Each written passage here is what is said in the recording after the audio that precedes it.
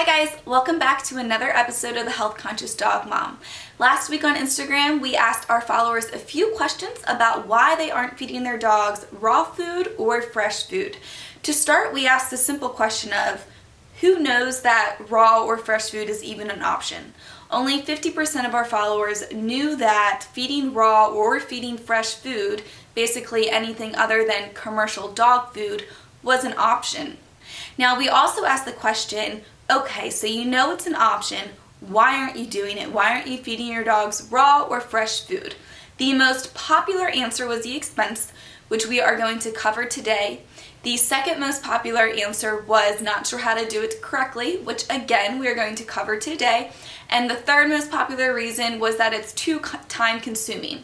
We aren't going to cover that one today, but I can tell you very quickly that if you have the money and it's just the time that's the issue, there are really, really good, high quality, balanced raw food diets that you can order straight to your doorstep. They are prepackaged, frozen, per portion size, per meal, so it makes it really, really easy and convenient. But again, not too cost effective. Maybe if you have a Yorkie, but for someone with a dog this size, it can add up. So the two main points that we are going to be focusing on today are how to do it correctly and how to make it cost efficient. Another topic that we are going to kind of touch on today, which taps into affordability, is we also ask the question, knowing that dogs are descendants of wolves and that wolves are carnivores, do you think that it makes sense for dog food to be made majority up of corn, wheat, grain? Really, the poll was the option, yes, they evolved, no, they need meat. Most of my followers said they need meat, which was the correct answer for the wording of the question. So a few people did answer, yes, they've evolved, they can digest carbohydrates. Yes. They have evolved, they can digest carbohydrates. You know, wolves originally, before we had domesticated dogs, were scavengers and eating what humans left over, and over years and years and years, yes, they've been able to digest carbohydrates. The question was, does it make sense for carbohydrates to make up the majority of our dog's food? That answer is no. It does not. The majority of our dog's food should be made up of meat, and we will talk about that today in our recipes. So, how do I find affordable things for Summit? Most of his meal is beef. He gets ground up vegetables, and every now and then I'll throw in coconut oil for something extra. He also gets free range eggs. Now, the eggs are not required to balance his meal. I give him the eggs for the extra nutrients. So, bare minimum, they aren't even necessary. Okay? So, with what we do. And then we also give him krill oil because you will need a marine source of omega-3s. And then we use Meal Mix by Dr. Karen Becker, which you can buy on Chewy now, which is awesome, or you can get it on Mercola.com. Now, this is the only multivitamin supplement mix that I am aware of that is made in the United States, which is why I highly recommend it.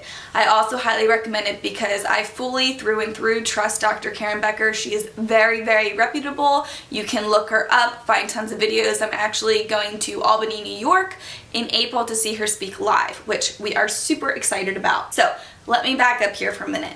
As an exercise physiologist, as a health coach, I fully through and through believe that it is best to receive all of our nutrients through whole foods. So if you buy a balanced meal online, a balanced raw meal online for dogs, it's gonna have ground up bones in it, it's gonna have organ meat, it's gonna have maybe eggshells in it, and that's how it's gonna be balanced. If you're just feeding muscle meat like ground beef, throw an egg in there and some vegetables, it will be completely unbalanced, and that is even more unsafe than feeding commercial dog food. The best case scenario, affordability aside, is to feed them a completely raw diet from Whole Foods. However, it's not always affordable. It can be really challenging to make up a whole food meal unless you find a balanced recipe that you're sure of, which is why I recommend Dr. Karen Becker. Summit does get the supplement. I wish he got all of his nutrients from Whole Foods, but it is what it is. We have to do what we can afford right now. This is still super, super high quality, and I know he's getting all of the super high quality rich amino acids that he needs to thrive through his raw food, and all the antioxidants and fresh nutrients from his vegetables as well. So if you go to mealmixfordogs.com, this brand will come up, Dr. Karen Becker's website, and it is a calculator. It will allow you to put in your dog's activity level, their age, their breed, and what protein source, which is really cool that you want to feed them. So if you know that you don't want to feed your dog raw chicken, which I don't really want to do, maybe that sounds bad coming from someone that proactively feeds raw food, but I just don't really want someone eating raw chicken. Not because it's not good for him, I just don't really want his mouth around me after he's eaten raw chicken. So what's really cool about this calculator is that I got to choose, okay, I want to use beef. That's what's going to be easiest for me. Those are the sales that I can shop. I can get them at Sam's Club in bulk. That's what I want. So that's what I did. I clicked beef, and this will generate the perfect balanced recipe for you. So most times it's going to include meat, obviously. Well, that's always. 6 ounces of vegetables, usually 1 packet of this meal mix a day, and then also 2 grams of marine sourced omega-3s, which is what we use. Now, affordability. Ideally, I don't believe that a dog really needs any carbohydrates at all. It'd be great if they got a little bit from like pumpkin or fruit and their vegetables, and that's really all that they need. However, the key here, like I said, is that carbohydrates, starches, should never outweigh the amount of protein. So this recipe will generate a recipe with, if you choose sweet potatoes or rice, which really makes it more affordable, and you still know that you're doing the right thing for your dog, because yes, they can digest those carbohydrates, and the protein is most definitely outweighing the rice. So don't feel that because this calculator generates rice and sweet potatoes or other sources of carbs that might be in the recipe that, oh, I thought carbs shouldn't be in our dog's diet. No, they can digest them. They can even get some benefits from them. The important thing is that, one, it does make it more affordable when you add carbs in, so it's very hard to get all their calories in from just the meat. If you have a really heavy dog, if you have a little dog, I mean, that's much easier. But if you do have a bigger dog, adding in carbs can be helpful to bring down that price, and you definitely don't want to worry about that health-wise. What I do recommend, because feeding him raw has been expensive and I've had to make some sacrifices on my end to be able to feed him raw, and I'm okay with that. I'm more than happy with that. But sometimes I will add in a little bit of the carbs in this recipe, just to make sure that he's getting his calories in, or if he had a really, really extra active day, I will add in some rice or sweet potatoes. The thing that I do though is that, so when you get this recipe, it will tell you that you can split it up as much as you want. It tells you what they need for the day, and then you can feed it breakfast, dinner, you can just feed dinner, you can do whatever you want, however you want to split it up. So what I do, and this is actually what I recommend for my clients too, the best time to eat, for people too, to eat their starches is at the end of the day. So I have different reasonings for this for different people compared to the dogs. My main reason for him is that instead of splitting up, say, his sweet potato serving for dinner and breakfast, I'm just going to give that sweet potato serving to him at night. So that way he's lasting all day long without spiking those blood sugar levels, which is really going to cause inflammation, and then that's where you can get into the trouble of, not that weight is a problem for him at all, and it more than likely won't be if you're feeding raw, but that's where you get into weight gain, insulin resistance, and keeping your blood sugars maintained throughout the day is good at decreasing inflammation as well. And that's really my goal for him. So that's kind of how I hack giving him carbs and getting away with it and getting his calories in still. I just give those starches at night, and then all day long he's just being fueled by his protein and fat intake. And that's really what I want him fueled by most of the time. Now, to get protein cheaply, affordably, it's kind of about shopping sales. It's maybe shopping at a wholesale store like Sam's Club, which is usually where I go for him, I can buy his meat in bulk, I freeze it, and it makes it much more affordable that way, rather than if I were to try to go to Kroger and buy all of his meat, I couldn't do it. So definitely recommend going to like Sam's Club or something.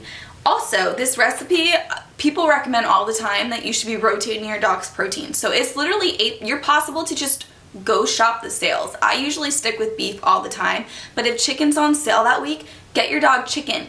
It's not like commercial dog food where if you switch that dog food, they're gonna get a really upset stomach and have to adjust. The awesome thing with raw feeding is that you can literally shop sales and be fine. So keep that in mind as well. Another thing that I've heard people do is go and talk to your local butcher, see if they can help you out, see if there's some sort of deal that you can work out with them. A lot of times you can. We actually want to try that out here because it's going to be more than likely more high quality, a little more fresh too.